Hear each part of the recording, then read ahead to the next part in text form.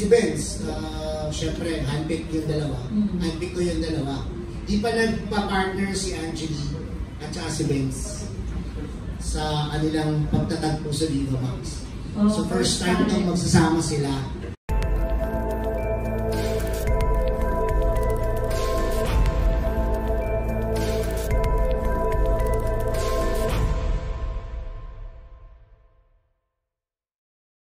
Ikaw yung nag-casting sa lahat ng characters? Sa Corpo, may mga handpick din po si Boss. Siyempre, nilalaunch talaga natin si Sarah.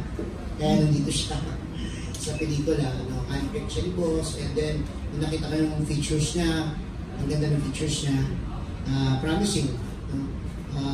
Parang Michelle Aldana. Parang Michelle Aldana yung beauty niya. Na-conscious tuloy. Michelle Aldana. Ganda color. Ganda color. Sabi ko, bakit ka sa isla? Pag nalalaw ka ng mga buhangin, angat na angat ka. Ganun nga po nangyari. Ganda niya sa picture. And then si Benz, syempre, handpick yung dalawa. Handpick ko yung dalawa. Di pa nagpa-partner si Angeli at saka si Benz sa kanilang pagtatagpo sa Viva Max. So first time itong magsasama sila.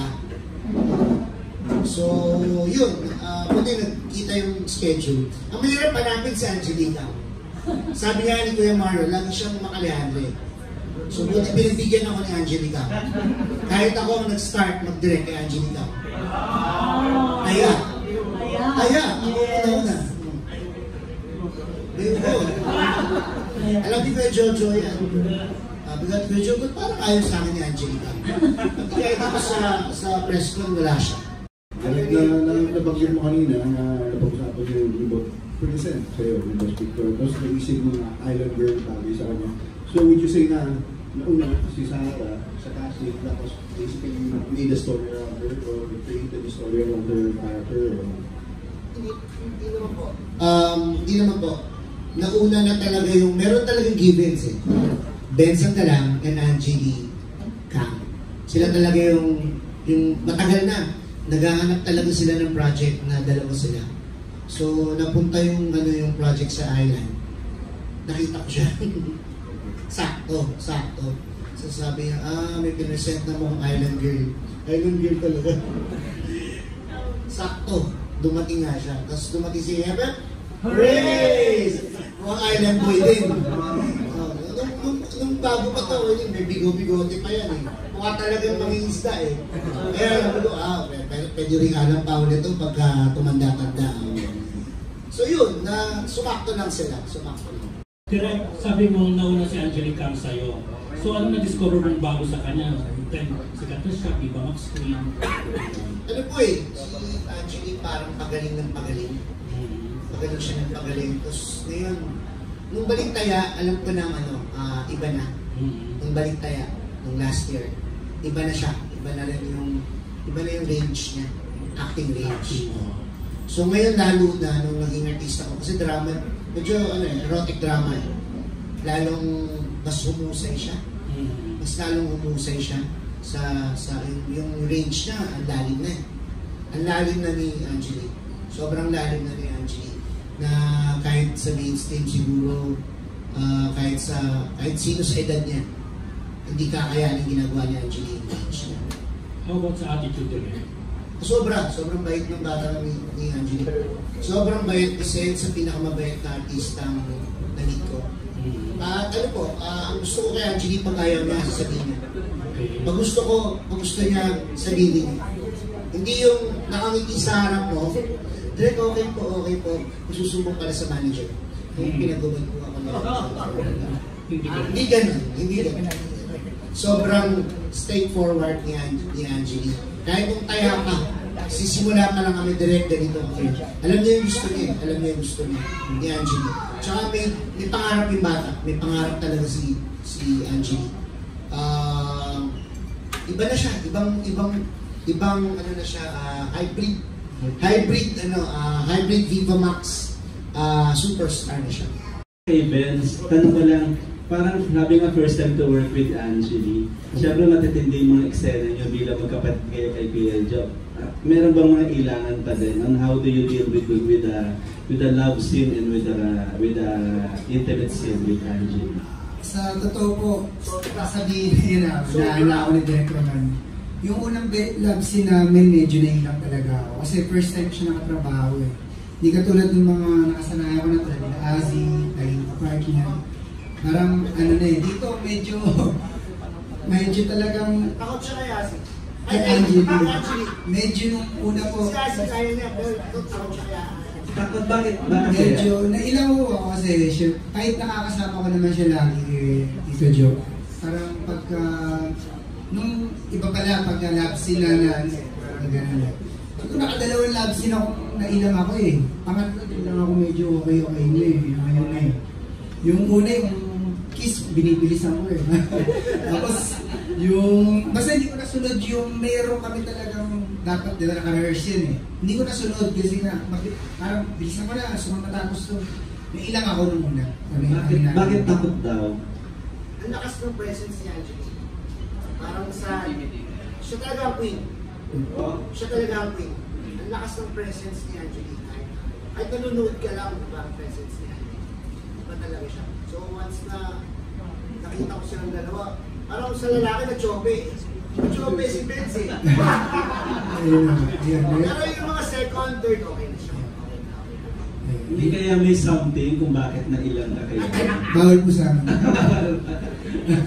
Bawal po. Pero yun nga, yung sa, mahalaga kasi yan eh, sa Viva Max mahalaga yun. Kaya yung mga sumunod, sinabi ko kay Direk, bawi ako. Kasi ulit-ulit eh. Ano ba? Nakanoon mo ako talagang natakot ka ba? Parang ulit-ulit si Direk eh. Bawi ako. Yan dun sa mahalaga. Yung mga batuhan na, sa dagat, yun. Reaction mo lang doon sa na-chope ka kay Angie? Opo, yung una. Talaga naman. Siyempre ano naman po, nung nagsisimula ako, napapanood ko pa lang siya, wala pa ako sa Viva Max. Siyempre ano rin naman ako eh. Tinitingala ako rin eh. Siyempre ngayon, ngayon partner ko na, siyempre parang, ano din, medyo starstruck din. Parang, ganun siguro. Mas, iba na yun eh, nakubad yung parehas. Nagkagulatan eh. Parang ganun eh. How is it working with Angelique for the first time? Actually, tanong na kanina, pero parang nakukula na sabi sa sagot. Ano po? Para sa akin, parang achievement ko, parang malaking dagdag po sa career ko. Medyo nag-level up ako ng konti. Kasi yan yung mga pinapanood talaga eh sa Viva Max. Yan yung mga, Viva Max queen nga siya. Sila ni Azzy. Pagka nakaka-partner ko yung mas malalaking artista, ibig sabihin, nararamdaman ko na pinagkakatiwala na sa akin ng Viva yung mas malalaking pelikula. Ibig sabihin, maayos yung ginagawa kong trabaho. Kaya nung nalaman ko po na yun na matutuloy niya yung sa amin ni Angie. Ano po, parang dream come true naman po. Under pa kay Direk Roman. Gamay ko yung grupo. Kaya na mas na-execute ko siguro ng mga. So ilang taon mong pinangarap na si Angelique? Kasama mo sa Quadra pero hindi mo nakakapartner? Hindi ko nga po naisip na makakapartner ko po nung una kasi hindi ko naman alam kung talagang tutuloy-tuloy ako eh. Kasi marami rin naman po kami sa management ni Tito Joy. Parang sino na lang, parang hindi ko po talaga inisip kung parang duro after 2 years makapartner ko si Angelique. Hindi ko eh, parang puro Azzy, sabay kami ni Azzy eh. Kaya wala lang kayo sa akin kahit si Azzy pares na kami nagsisimula. Hindi siya ganun kalaking achievement that time. Pero nung habang tumatagal, na nagkalit na ako, parang dapat makapartner ko na to, yung Viva Max Queen, para talagang mahalay na ako sa mga pinaka, talaga nalito na.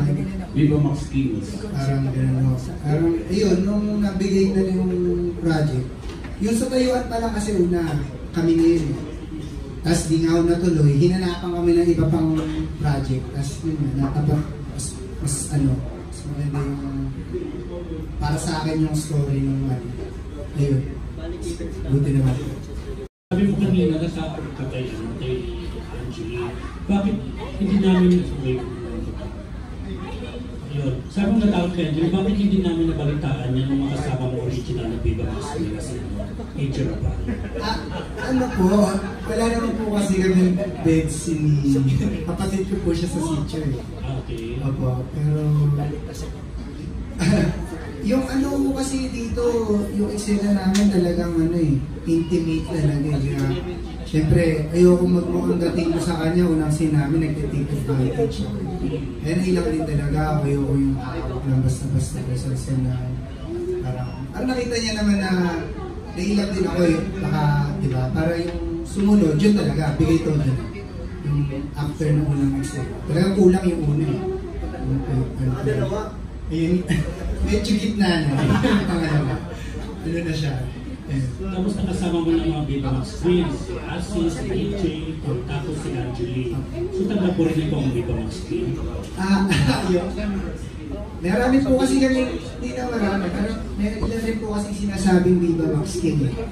Masaya lang po ako na nandun ako sa conversation ng Viva Max King. Kasi iba-ibang minsan, ako, panahon ko, sumusunod ako. Minsan, si Sean, babalik siya, he original. Tapos, sige ko, umalis lang. Si VR, nabanggit din. Masaya akong nandun ako sa conversation. Pero kung minsan, sinasabihan ako ng Viva Max King, napakalaki na bagay sa akin. Siyempre, kasi hindi naman nakalain na abot ako sa ganitong sitwasyon. Gusto ko lang maging artista ng Viva Max before. Tapos, masabihan ako, may nagsulat sa akin ng Viva Max King ako. Thank you po talaga. Maraming salamat.